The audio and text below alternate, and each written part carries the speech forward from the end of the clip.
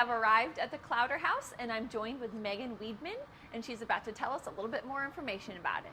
Hi, Megan. Hi. What can you tell me about the Clowder House? Well, can you tell me what clowder means? I cannot. It is a noun that just stands for a group or a cluster of cats. Okay. And since this building is all designated for cats, that's how it got named. Very nice.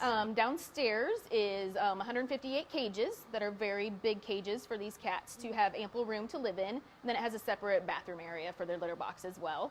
There are levels on each side, so they have some kind of variance in their height abilities when they're living in these cages. And then up here on the top floor, we have these apartment-style cages just to give them even more room to kind of adjust to shelter life.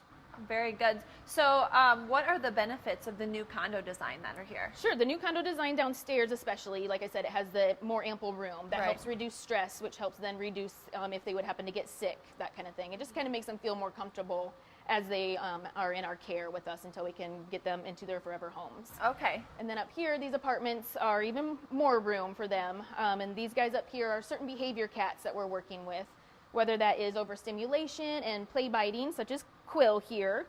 We work on those behaviors with some volunteers that have been specifically trained with the cat team to work on these behavior cats. Okay. There's also some kitties up here that were fearful when they came in, meaning they didn't necessarily want to be held or petted.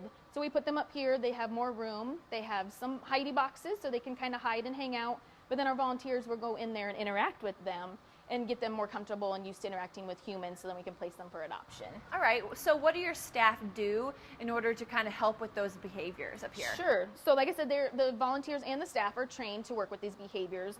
If they're playing with a guy like Quill that starts to maybe play bite, we'll throw a treat or a toy so they can kind of redirect and go to that object instead of our hands, because nobody wants a kitty that's going to bite them or anything.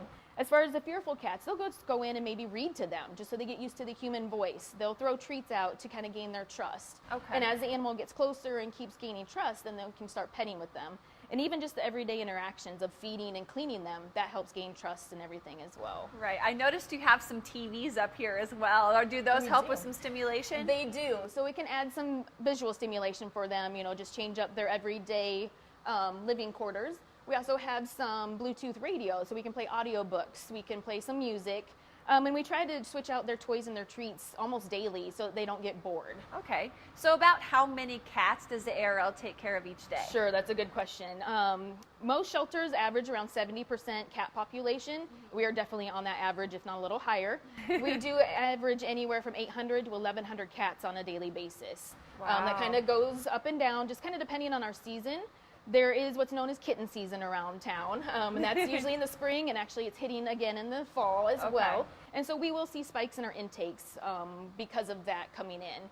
And so then we try to get these kitties that are coming in, moms with litters, out to foster. So we have a big foster base as well, and send out anywhere from 200 to 300 cats throughout the year to get fostered before they're ready for adoption. Yeah.